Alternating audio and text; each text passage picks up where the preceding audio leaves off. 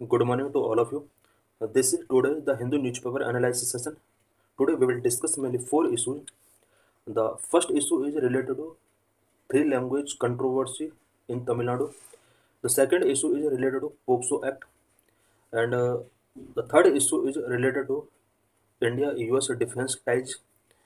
Fourth issue is should the free movement regime between India and Myanmar remain. So let's discuss all the issues in detail. What is three language controversy in Tamil Nadu? There has been a tussle between the center and the Tamil Nadu government over the three language formula in schools under the new education policy 2020. New education policy 2020 के अंदर three language formula को लेकर central government and Tamil Nadu government के बीच tussle है. The union government has indicated that states needs to be compiled with the release of fund tied to the Samagra Shiksha अभियान. Union government ने indicate किया है कि अगर स्टेट को समग्र शिक्षा अभियान के अंदर फंड चाहिए तो उसको 2020 नेशनल एजुकेशन पॉलिसी को फॉलो करना होगा. However, the Tamil Nadu government viewed it as a Hindi imposition and insisted that it would continue with its two language policy. Tamil Nadu government ने सेंट्रल गवर्नमेंट के इस इनिशिएटिव को एक हिंदी को ज़बरदस्ती इम्पोज करने के तौर पर देखा है और तमिलनाडु ने डिसाइड किया कि वो अपने टू लैंग्वेज पॉलिसी को कंटिन्यू रखेगा तमिलनाडु के अंदर. What are constitutional provisions? Hindi से रिलेटेड कॉन्स्टिट्यूशनल प्रोविजंस क्या क्या है? The constitution provide that Hindi is the official language of the union. Constitution के अंदर प्रोविजन किया गया है कि यूनियन का ऑफिशियल लैंग्वेज होगा Hindi. English was provision as the official language for 15 years from the commencement of the constitution till 1965. English को 15 year के लिए एक ऑफिशियल लैंग्वेज के तौर पर स्टार्टिंग में रखा गया था. इंडियन कॉन्स्टिट्यूशन जब कमेंस हुआ था उस टाइम पर डिसाइड किया गया था कि इंग्लिश को 1965 तक के लिए इट मीन्स 15 ईयर्स तक के लिए ऑफिशियल लैंग्वेज के तौर पर रखा जाएगा. However, the official language at 1963 provides for the continued use of English in addition to Hindi for all official purpose of the union without any time limit.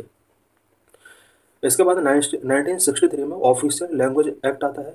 इस act के अकॉर्डिंग इंग्लिश को 1965 के बाद भी कंटिन्यू रखा जाता है as a official language. साथ में हिंदी को भी यहाँ पर ऑफिशियल लैंग्वेज के तौर पर कंटिन्यू रखा गया है. The legislature of the state में adopt any one of the more of the languages in use in the state और Hindi as the official language for official purpose of that state.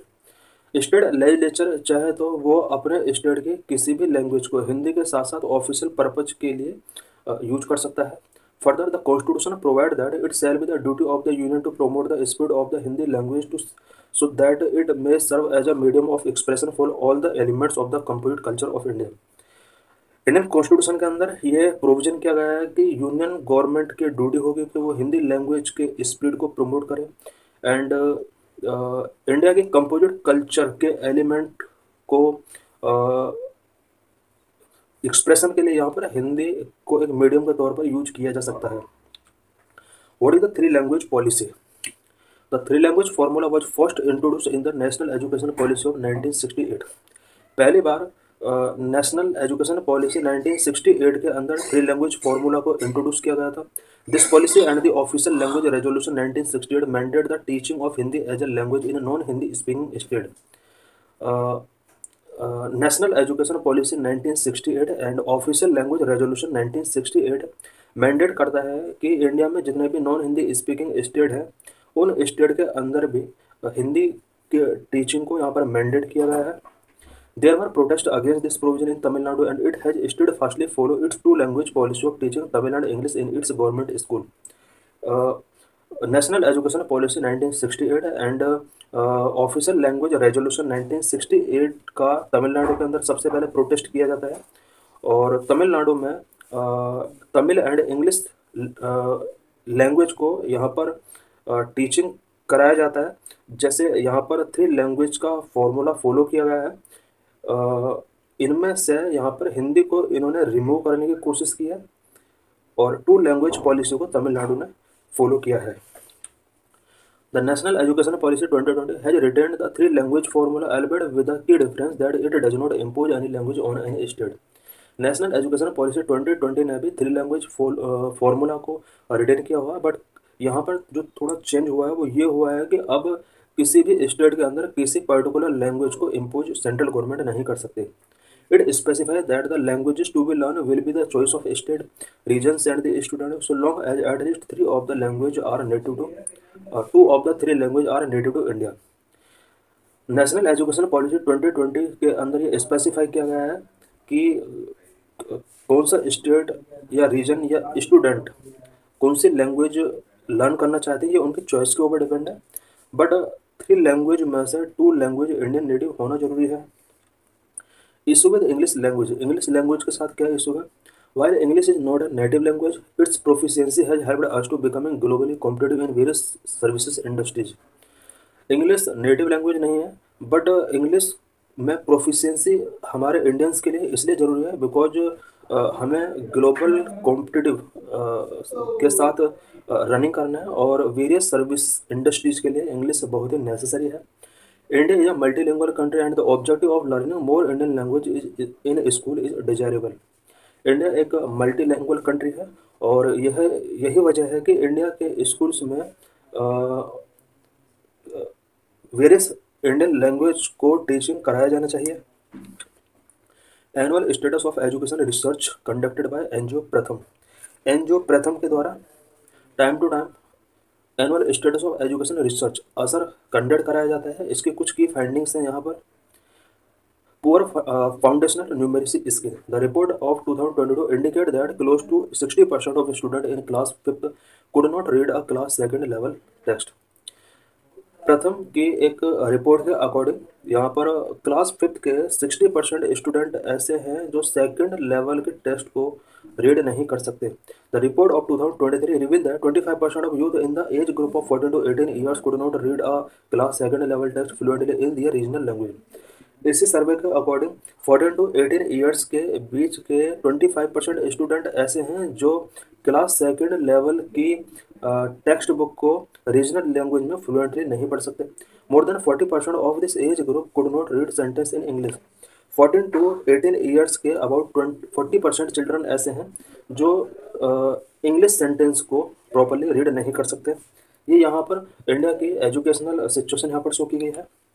Lack of expenditure on education, education sector में expenditure जो किया जाता है वो बहुत ही कम है।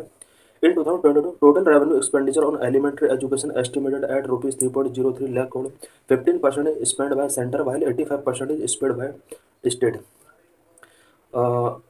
2022 में एलिमेंट्री एजुकेशन के लिए जो एस्टिमेटेड बजट था वो रुपीज़ 3.03 लाख करोड़ था। 15% सेंट्रल गवर्नमेंट के द्वारा स्पेंड किया जाता है और 85% स्टेट गवर्नमेंट के द्वारा स्पेंड किया जाता है। The total expenditure on elementary secondary higher and technical education by the centre and state combined hovers around 4 to 4.5% of GDP as against the target of 6% set out in national education policy 2020। National education policy 2020 में ये fix किया गया था कि GDP का 6% budget जो होगा वो एजुकेशन के लिए होगा। बट प्रेजेंट में स्टेट और सेंट्रल गवर्नमेंट के द्वारा elementary secondary higher and technical education पर ओनली 4.5% ऑफ जीडीपी एक्सपेंड किया जाता है। Thus the expenditure on education is yet to reach the desired level. Desired level जो होना चाहिए एक्सपेंडिचर एजुकेशन सेक्टर में वो उतना नहीं हो रहा है, इसलिए बहुत ही इंपॉर्टेंट है कि हमें एजुकेशन सेक्टर पर एक्सपेंडिचर को इंक्रीज करना चाहिए। Conclusion, there must be a constructive dialogue between the centre and Tamil Nadu government to ensure that funding is not delayed. Samagra Shiksha अभियान के अंदर स्टेट के लिए फंडिंग डिले ना हो, इसके लिए मेनली यहाँ पर स्टेट तमिलनाडु और सेंट्रल गवर्नमेंट से रिलेटेड इशू था। इसलिए सेंट्रल और तमिलनाडु गवर्नमेंट के बीच कंस्ट्रक्टिव डायलॉग होना चाहिए सो दैट एजुकेशन सेक्टर के लिए तमिलनाडु गवर्नमेंट को फंड प्रोवाइड कराया जा सके। Considering the share of expenditure borne by the state as well as regional diversity, there are needs to be productive discussion on providing more autonomy to the state in policy matter related to the school education. School education से related policy matters पर state की autonomy को हमें continue रखना होगा और because India में regional diversity बहुत ज़्यादा है और सबसे ज़्यादा एजुकेशन सेक्टर पर जो एक्सपेंडिचर किया जाता है वो स्टेट गवर्नमेंट के लिए द्वारा किया जाता है। इसलिए बहुत ही इंपॉर्टेंट है कि स्टेट की ऑटोनॉमी को एजुकेशन सेक्टर पर कंटिन्यू बनाकर रखा जाए। In this session, we will discuss about India-US defense ties. India US relation evolution during cold war era India follow the principle of non alignment while the US had stronger ties with Pakistan. Cold era के during अगर India US relation की बात की जाए तो cold war के during India ने non alignment principal को फॉलो किया था, जबकि यूएस ने यहाँ पर पाकिस्तान का फुल्ली सपोर्ट किया था। Post cold war relation India and the US began building closer diplomatic ties after the cold war. Cold war के बाद इंडिया और यूएस के रिलेशन काफ़ी डिप्लोमेटिकली काफ़ी क्लोज होते हैं। The US India civil nuclear agreement in 2005 marked a major milestone in strategic partnership between both. 2005 में India और यूएस के बीच में सिविल न्यूक्लियर एग्रीमेंट होता है और दोनों के बीच में स्ट्रेटेजिक पार्टनरशिप आगे बढ़ता है। सम फाउंडेशनल एग्रीमेंट इंडिया और यूएस के बीच में कुछ फाउंडेशनल एग्रीमेंट हुए हैं, जैसे LEMOA, COMCASA, BECA, GSOMIA. Significance of India US relations India US relations का क्या सिग्निफिकेंस है। नंबर 1 इकोनॉमिक ग्रोथ से रिलेटेड क्या इंपॉर्टेंट पॉइंट है। Number 2 defence collaboration. Number 3 technological partnership. Number 4 cultural exchange. Number 5 climate cooperation. Number 6 quad alliance. Number 1 economic growth. Strong economic ties enhance investment and bilateral trade which lead to job creation and economic development in both countries. दोनों countries के बीच में अगर economic ties होंगे तो इससे दोनों countries के बीच में इन्वेस्टमेंट एंड बायलैटरल ट्रेड बढ़ेगा। Bilateral trade and investment boost होने की वजह से दोनों कंट्रीज के अंदर economic development and job creation enhance होगा। US is India largest trading partner. Current में इंडिया का लार्जेस्ट ट्रेडिंग पार्टनर यूएस ही है। Number 2 defense collaboration. Some strategic defense agreement like LAMOA and COMCASA facilitated interoperability and deeper military cooperation. India और US के बीच में कुछ strategic defence agreement such as LEMOA and COMCASA, इस type के जो एग्रीमेंट हैं वो दोनों कंट्रीज के बीच में मिलिट्री कोऑपरेशन को डीपर करते हैं। For example joint military exercise such as Yudh Abhyas. India और यूएस के बीच में एक जॉइंट मिलिट्री एक्सरसाइज रेगुलर होता है जिसको युद्ध अभ्यास के नाम से जाना जाता है। Number 3 technological partnership. Collaboration in critical technology will enhance innovation competitiveness. दोनों कंट्रीज के बीच में जैसे जैसे टेक्नोलॉजी में क्रिटिकल कोलैबोरेशन होंगे, इससे दोनों कंट्रीज के बीच में इनोवेशन कॉम्पिटिटिवनेस भी इनहांस होगा। For example India US initiative on critical and emerging technology ICET। Number 4 cultural exchange. A vibrant diaspora and educational exchange enrich cultural ties and enhance mutual understanding between the two societies of countries. India और US दोनों countries की society के बीच में अगर आना जाना रहेगा दोनों कंट्रीज का, इट मीन्स एजुकेशनल एक्सचेंज होंगे, कल्चरल एक्सचेंज होंगे, तो इससे दोनों कंट्रीज के बीच में educational and cultural ties strong हो सकता है और दोनों कंट्रीज की सोसाइटी में म्यूचुअल अंडरस्टैंडिंग काफ़ी हद तक इन्हांस हो सकती है। Example over 2 lakh Indian student study in US.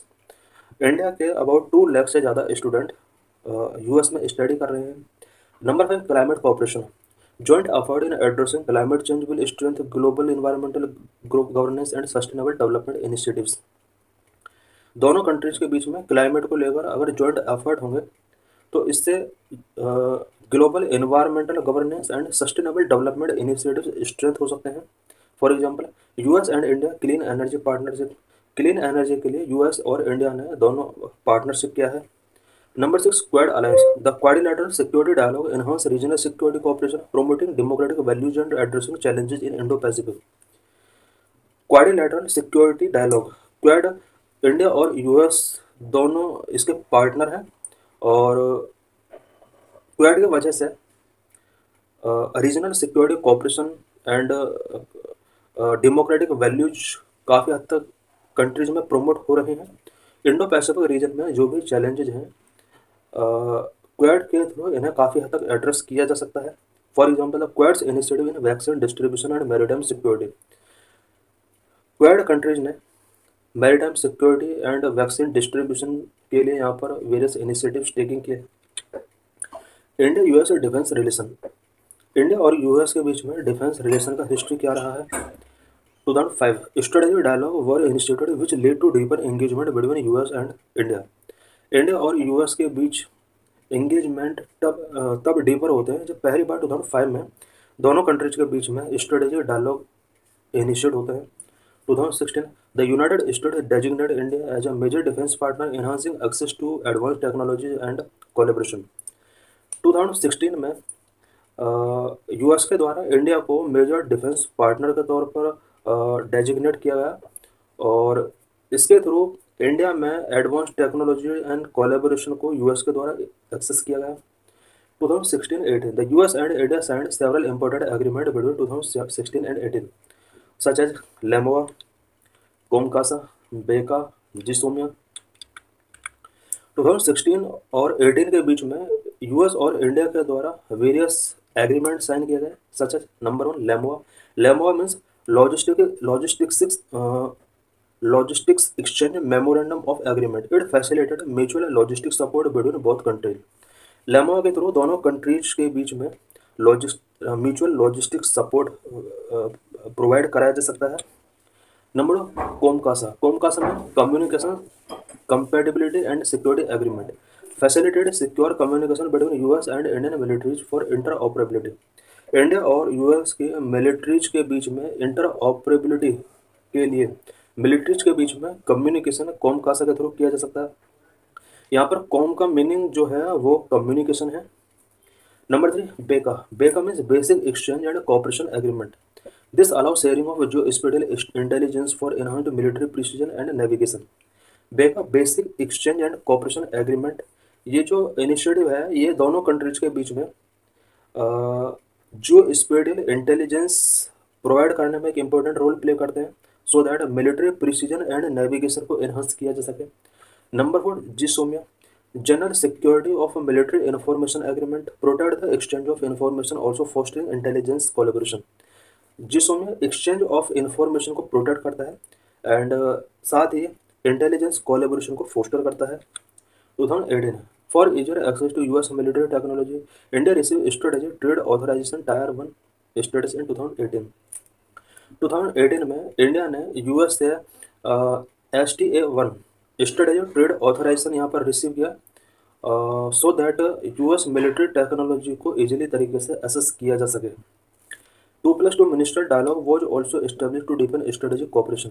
India और यूएस के द्वारा मिलिट्री कॉपरेशन को डीपन करने के लिए 2+2 मिनिस्टर डायलॉग स्टार्ट किए गए। 2019 first tri service exercise tiger triumph and signing of the industrial security annex ISA for US companies in Indian defence production. 2020 initiative on critical and emerging technology to drive collaboration in artificial intelligence, quantum computing and cyber security was launch in 2020। 2020 में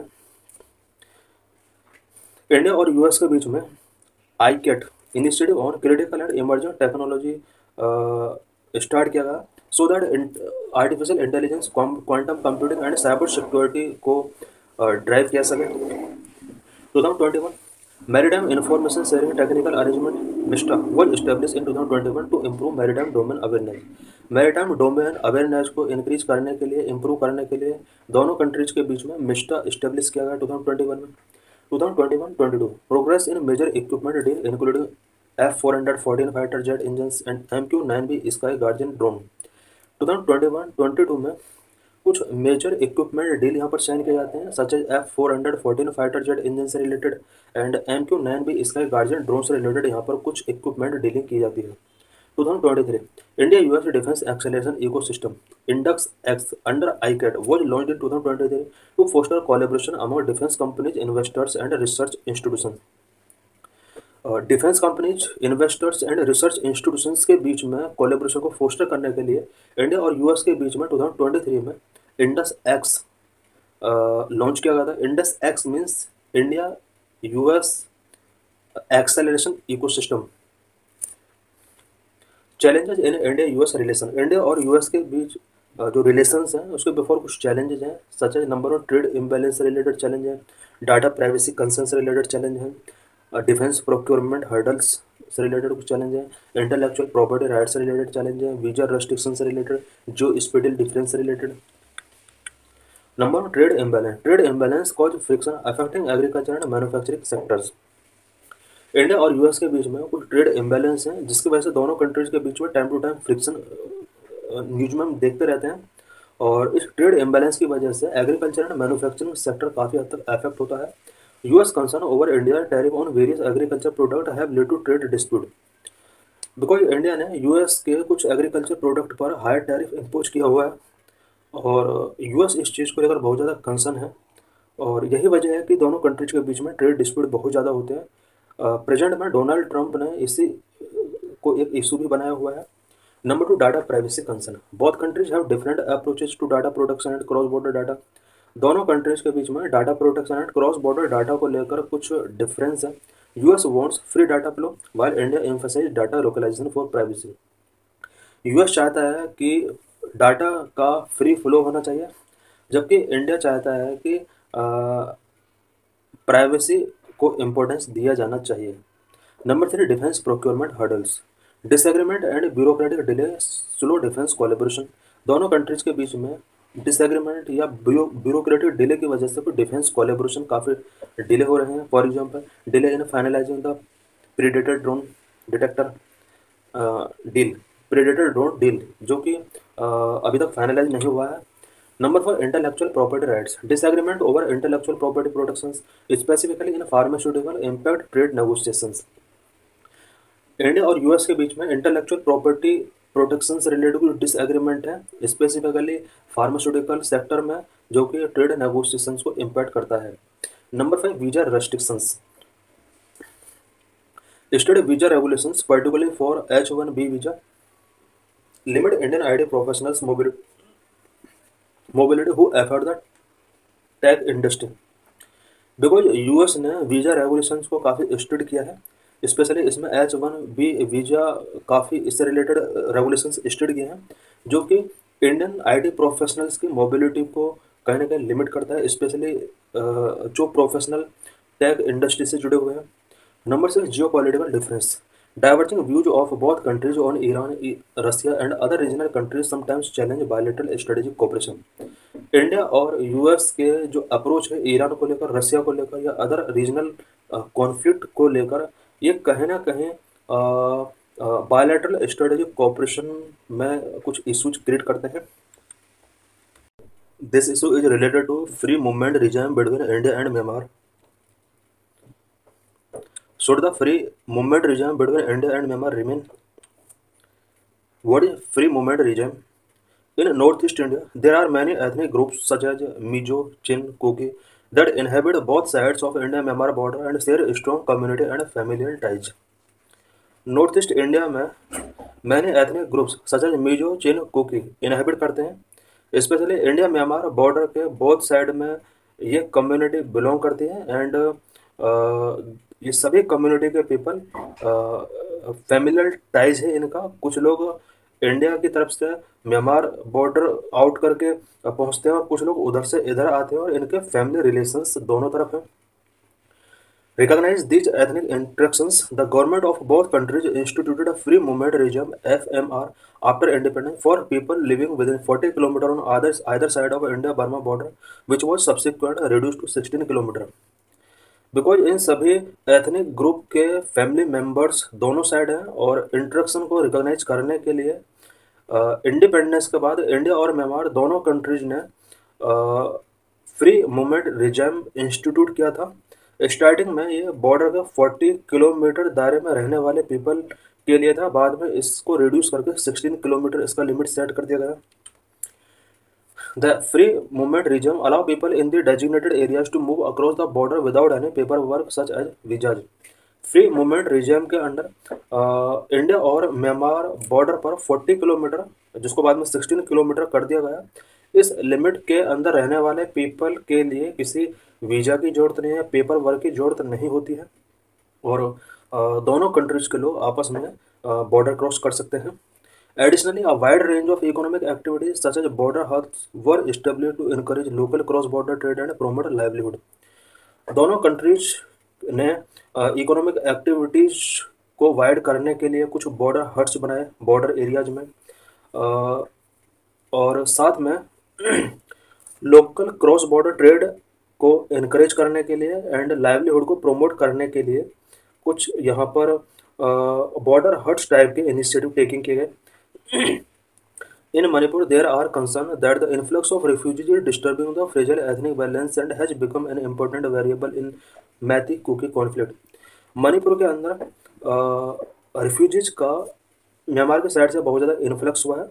इसकी वजह से मणिपुर के अंदर मैते cookie conflict raise हुए हैं। Should free movement reserve be abolished? Free movement regime needs to be abolished to maintain internal security and to maintain the demographic structure of India's northeastern state bordering Myanmar. Free movement regime को abolish करना बहुत जरूरी है so that India के internal security को maintain किया सके और साथ ही इंडिया के north eastern state such as Manipur, Nagaland, Assam, इन स्टेट के अंदर डेमोग्राफिक स्ट्रक्चर को मेंटेन किया जा सके। Issue of massive influx of refugees in India. India में रिफ्यूजीज का जो मैसिव इन्फ्लक्स हो रहा है इससे रिलेटेड कुछ इशूज हैं। Massive influx of refugees in India, current ongoing armed struggle between the military junta and people's democratic forces in Chin region, Sagaing region have led to massive influx of refugees in India specially in Mizoram and Manipur. Myanmar के अंदर military junta and पीडिया people's democratic forces के बीच में specially Chin and Sagaing region के अंदर जो conflict चल रहे हैं इसकी वजह से इंडिया के मिजोरम एंड मणिपुर एरियाज में बहुत ज़्यादा रिफ्यूजीज का इन्फ्लक्स हुआ है। This emerge as a tension between India and Myanmar as these have been linked to violent ethnic clashes, drug trafficking and smuggling.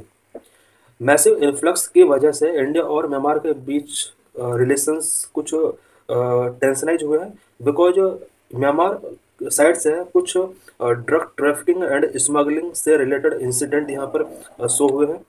95,600 refugees from Myanmar had moved into India, according to UN High Commissioner for Refugees estimate as of December 31, 2024. Approximately 95,600 refugees from Myanmar had moved into India. UN high commissioner for refugees के एक estimate के according दिसंबर 31, 2024 तक about 95,600 refugees Myanmar से India में move कर चुके हैं। Of this about 73,400 refugee reported reach India after the recent military coup। Recent military coup के बाद इनमें से 73,400 रिफ्यूजी इंडिया के अंदर इन्फ्लक्स किए हैं।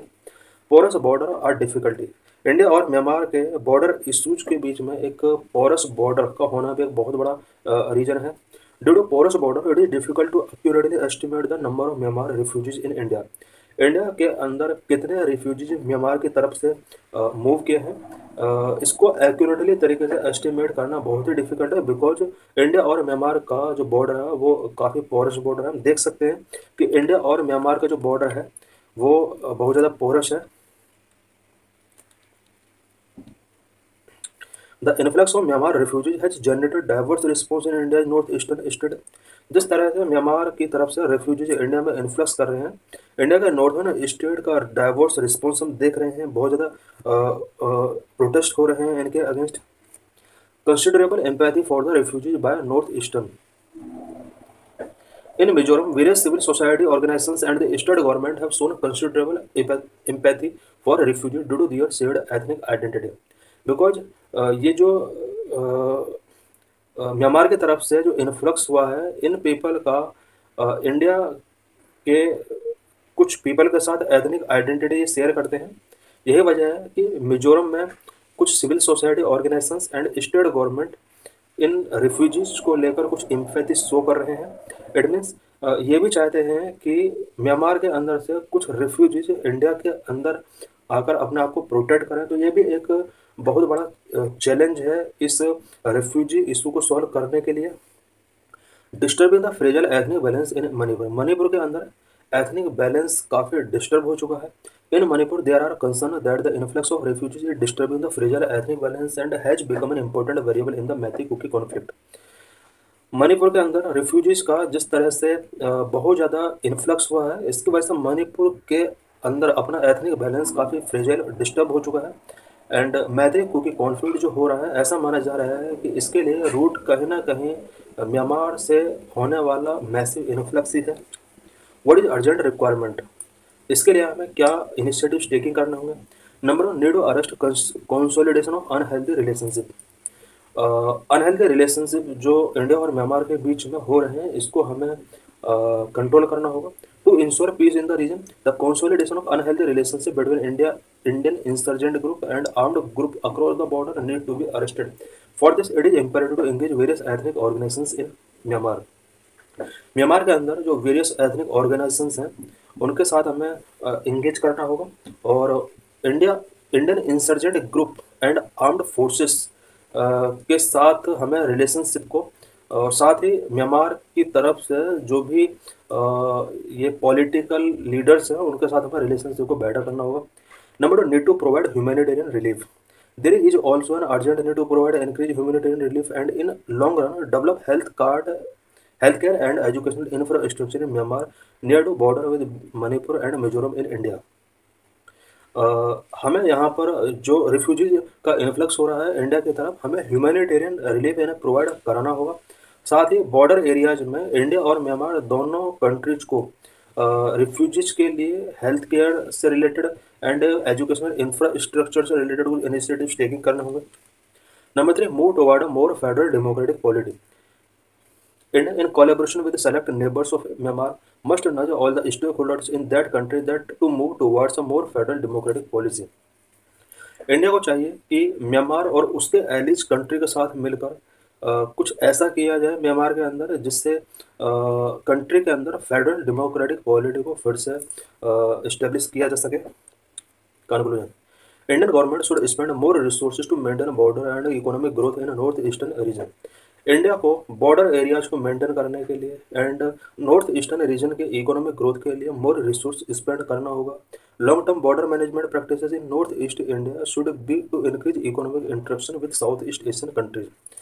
इंडिया को साउथ ईस्ट एशियन कंट्रीज के साथ इकोनॉमिक इंटरेक्शन को इंक्रीज करने के लिए हमें नॉर्थ ईस्ट इंडिया के कुछ स्टेट के अंदर बॉर्डर स्टेट्स को मैनेज करना होगा, because south east Asian countries का जो रूट बनता है वो नॉर्थ ईस्ट इंडिया की तरफ से ही बनता है। In this article we will discuss various provisions of POCSO act of 2012। POCSO means protection of children from sexual offence. POCSO is the first comprehensive law in India, aims to address offences of sexual exploitation and sexual abuse of children below the age of 18 years. 18 year से कम children को sexual exploitation and sexual abuse से protect करने के लिए India में पहली बार POCSO एक comprehensive law के तौर पर एक्सेप्ट किया गया। This law was enacted in 2012 and is administered by ministry of women and child development. 2012 में ये लॉ इनेक्ट किया जाता है and ministry of women and child development के द्वारा इसको एडमिनिस्टर किया जाता है। It was intended to protect children from sexual assault, sexual harassment and pornographic violations as well as to establish a special code for such trials. POCSO act का जो main objective है वो चिल्ड्रन को sexual assault से, sexual harassment से protect करना और साथ ही अगर चिल्ड्रन का सेक्सुअल हरासमेंट या फिर सेक्सुअल अब्यूज होता है इससे रिलेटेड ट्रायल के लिए स्पेशल कोड इसके अंडर इस्टेब्लिश करने का प्रोविजन किया गया है। Act was amended in 2019 to strengthen the penalties for specified offences in order to deter abusers. Abusers को डेटर करने के लिए 2019 में पोक्सो एक्ट के अंदर कुछ अमेंडमेंट किए जाते हैं। इसके अंदर प्रोविजन किए गए कि अगर इस एक्ट का वायलेशन किया जाता है तो पेनल्टीज काफ़ी हद तक स्ट्रिक्ट इस अमेंडमेंट के थ्रू किया गया। It was enacted in consequences to India's ratification of the UN Convention on Rights of the Child in 1992. UN convention on rights of the child को इंडिया 1992 में रेटिफाई करता है। इसके बाद इंडिया ने पोक्सो जैसा एक्ट इंडिया के अंदर इम्प्लीमेंट किया। What are special provisions under POCSO act? POCSO act के अंदर क्या क्या प्रोविजन है? It is gender neutral nature. इसमें बॉयज एंड गर्ल ये सिर्फ गर्ल्स के लिए नहीं है बल्कि बॉयज पर भी अप्लाई होता है। इट मीन्स 80 ईयर से बिलो बॉयज या गर्ल्स के साथ अगर सेक्सुअल एक्सप्लॉयटेशन होता है, हरासमेंट होता है, पोक्सो एक्ट अप्लाई किया जा सकता है। Number confidentiality of victim's identity. Victim की आइडेंटिटी को यहाँ पर प्राइवेट रखा जाएगा। Number 3, mandatory reporting of any child abuse case. Child abuse अगर होता है तो रिपोर्टिंग मैंडेटरी है। Non reporting is a crime. अगर इससे रिलेटेड केस को रिपोर्ट नहीं किया जाता है तो इसको क्राइम माना गया है। No time limit for reporting abuse. Abuse अगर 10 साल पहले हुआ और 10 साल बाद इसका रिपोर्टिंग किया जाता है तो रिपोर्ट फाइल किया जाएगा। Number 1, it is gender neutral nature. The act recognizes that Both boys and girls can be victim of sexual abuse and such abuse is a crime regardless of gender of the victim. Act recognise करता है कि boys and girls sexual abuse के victim हो सकते हैं and ये जो act है ये जेंडर ऑफ विक्टिम के रिगार्डलेस अप्लाई होता है. Number two confidentiality of victim's identity as per section 23 of POCSO act 2012 the identity of child victim must be kept confidential. POCSO act 2012 के अकॉर्डिंग सेक्शन 23 में provision किया गया है कि victim child की जो आइडेंटिटी है उसको कॉन्फिडेंशियल रखा जाएगा. मीडिया रिपोर्ट और any other can not disclose any detail that could reveal the victims identity including the name address and family information. Media को यहाँ पर मैंडेट किया गया है कि विक्टिम चाइल्ड से रिलेटेड उसकी आइडेंटिटी को मीडिया के थ्रू रिवील नहीं किया जाएगा, सच एज उसका name address family information disclose नहीं किया जाएगा. Number 3, mandatory reporting of any child abuse case. Section 19 to 22 compel individual who have knowledge or reasonable suspicion of such offence to report them to concerned authorities. POCSO act 2012 के section 90 to 22 के अंदर ये provision किया गया है कि कोई भी इंडिविजुअल को अगर लगता है कि किसी चिल्ड्रन के साथ सेक्सुअल हरासमेंट या अब्यूज हो रहा है तो कंसर्न अथॉरिटीज को रिपोर्ट करना होगा. Number 4, non-reporting is a crime. Any person in charge of an institution who failed to report the commission of a sexual offence may face punishment. कोई person जो किसी इंस्टीट्यूशन का हेड है और उस इंस्टीट्यूशन के अंदर अगर किसी का सेक्सुअल हरासमेंट हो रहा है और वो सेक्सुअल ऑफेंस से रिलेटेड कमीशन को रिपोर्ट नहीं करता है तो रिपोर्ट ना करने वाले बंदों को यहाँ पर पनिशमेंट गिवन किया सकता है.